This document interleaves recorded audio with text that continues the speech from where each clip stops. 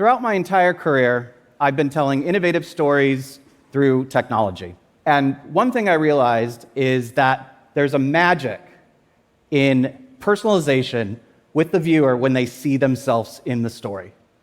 For example, I was responsible for putting your face on a dancing elf during the holidays. I am also very proud to have given you your own personal stalker with Take This Lollipop. No applause for that one, come on. And I also transported people all over the world to Melbourne, Australia, where I let you control tourists. Then, during the pandemic, I put you into a Zoom-like interactive horror film showing you the dangers of deepfake technology.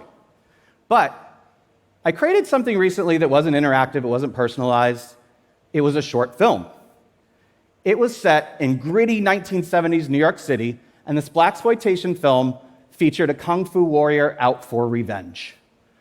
And it featured big set pieces, loads of special effects, and it also featured one of the most iconic hip-hop bands of all time, the Wu-Tang Clan.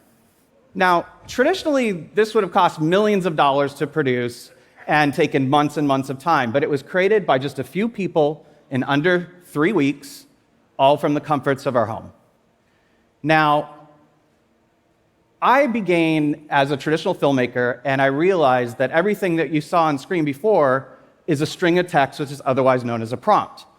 And when I was on set, I'm constantly prompting all my department heads. I'm taking what's in my brain, and it's a string of text that ends up basically communicating my vision.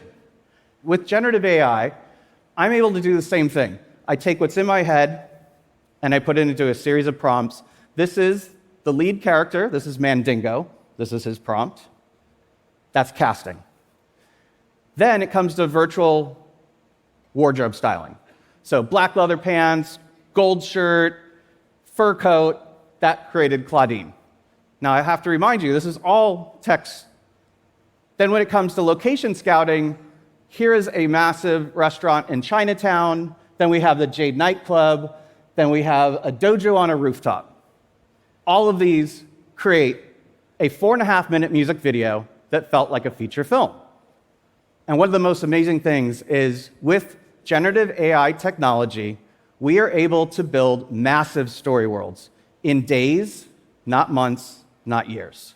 So, I had this idea.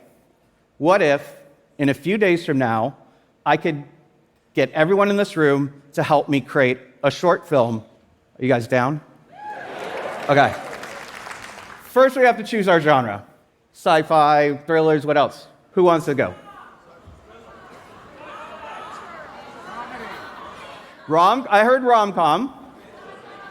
Sci-fi, Western, comedy, anime, horror. Okay, lots. What if we did rom-com? Anybody for that?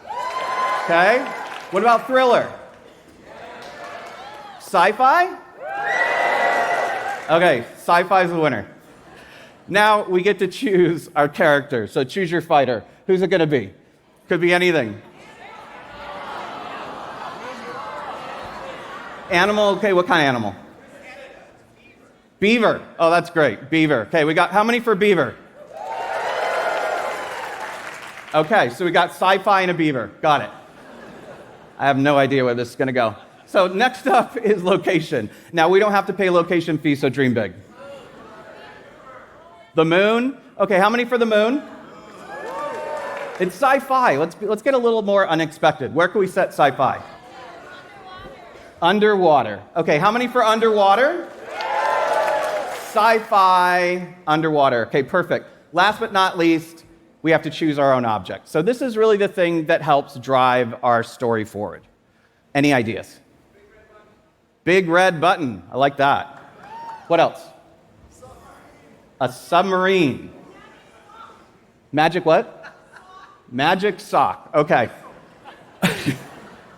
All right. So my team and I, over the next couple days, are going to create a film that is born from this moment. All of you, with your creativity, your participation, helped create this. Because AI doesn't replace storytellers, it gives us superpowers.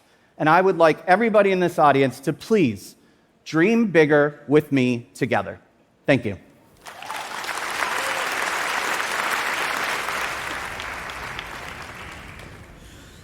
All right, Jason. Yes. So how'd it go? Well, haven't slept in a few days. Also figured out at 4 a.m., woke up in a panic, going, how do I tell a story about a beaver and a magic sock? And remembered that everything goes back to story. And if we start with a great story, there's a good foundation for a story, everything kind of works its way out.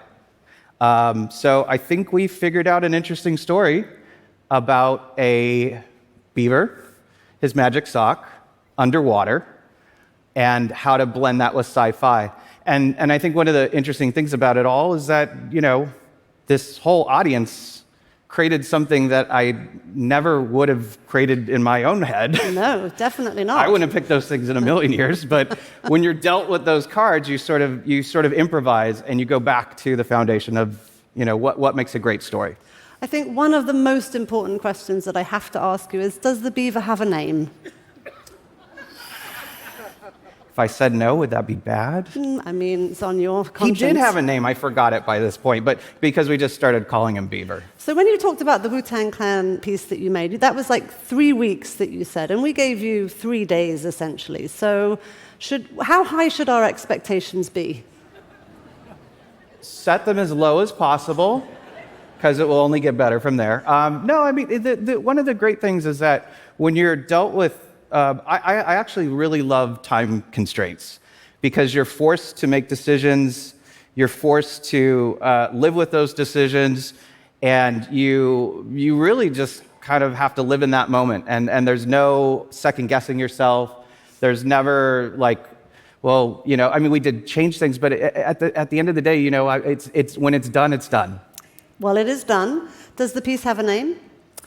It is called Submerged. We had another name that we were going to go with, Damned.